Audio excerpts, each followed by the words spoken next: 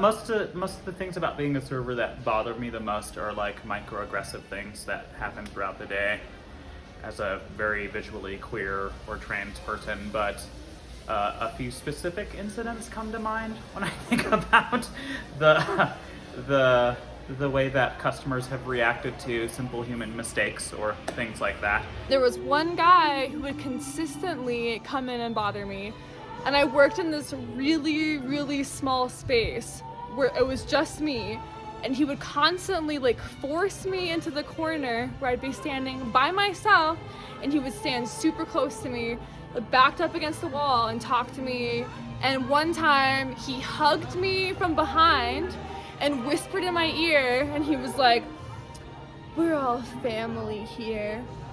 Just like consistently creepy, predatory behavior. I had a gentleman, of course, alcohol can do many things to people, and some of it is they don't realize their boundaries or their to respect people. And I actually, literally, I guess, slapped me on my behind as I was walking by, and he thought that was funny.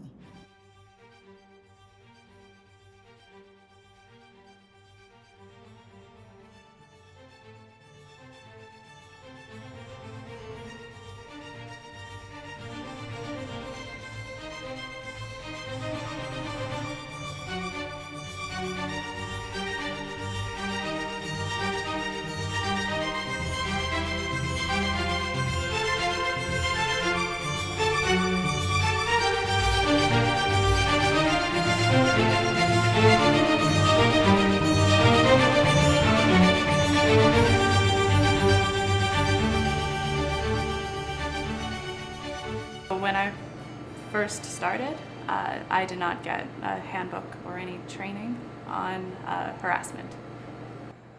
I've never had any harassment policy or talk at any place that I've worked. I've definitely had experiences where it might have been useful. I mean, I was a server in college at a pizza restaurant, and I had a man grab my boob as he was standing up and switching things. This guy asked me if I wanted to see his tattoo, and it happened to be on his dick. And I was working behind the bar at the time. Blocked it from my memory. I don't really remember details. And it's kind of like, tell the story like it's funny, because it is funny. Like, I don't really care. Personally, like, it's still kind of a traumatic experience, but it makes me really angry for other females who are more sensitive. And like, it's not that I'm not sensitive, but it just makes me angry, that is a thing that happened. A customer actually follow one of our baristas home. I mean, there are some people that I'm just sort of begging to never be allowed back in the places where I work. And it's really frustrating. It's like we have a bat behind the counter and like mace to the side, but the sort of behavior we see, especially if you're in the afternoon working at the coffee shop, you're alone, and there has been many instances of like cars waiting outside as you're closing and all of these things, and so it's just like safety levels are of concern. So just for managers to be incredibly cognizant of these sorts of risks, like they're very real, and it's not any hyperbole to say that there have been multiple times where I know that my coworkers have felt genuinely unsafe with the sort of people that customer service sort of forces you to interact with. I don't think even my manager ever knew that happened. I've just told friends since then. the Not All Men hashtag became trending because a report came out that 98% of women have experienced some harassment at some point in their lives. The backlash was the hashtag Not All Men, trying to be like, well, that's not me.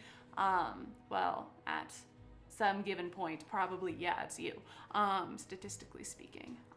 And I think women in particular, because there's this concept within sexual harassment and sexual assault of something called gray rape.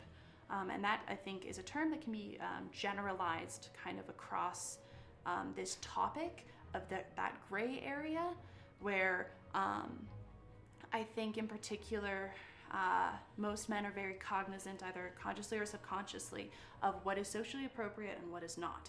And in my experience, they love nothing more than to toe that line and to step across and do a little salsa dance across the line of what is socially appropriate. It's not a safe, it doesn't feel like a safe, healthy like environment a lot of the time.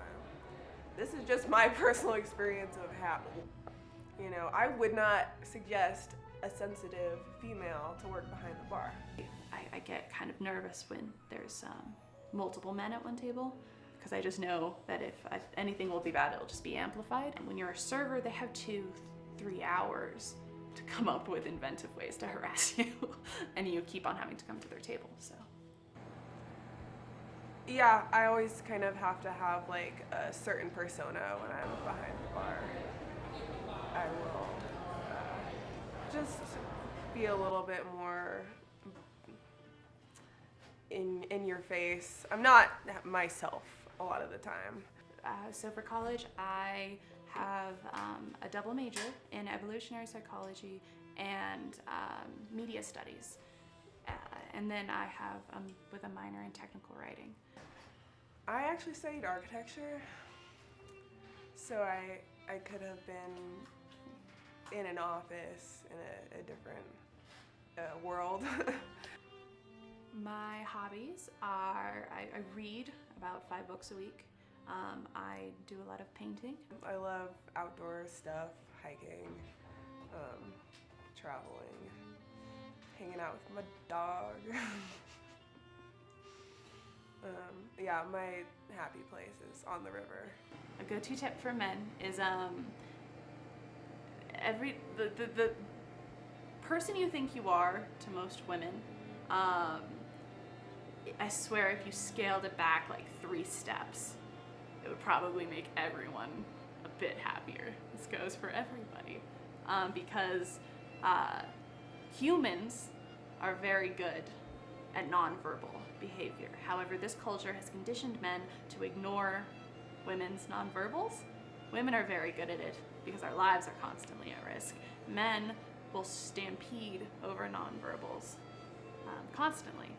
And so becoming a little bit more aware of that and just having the general perception of women find you to be dangerous, kind of, in most scenarios. Whether you mean to or not, it's not a personal thing. It's just a general truth. And yeah, tip your people. All people.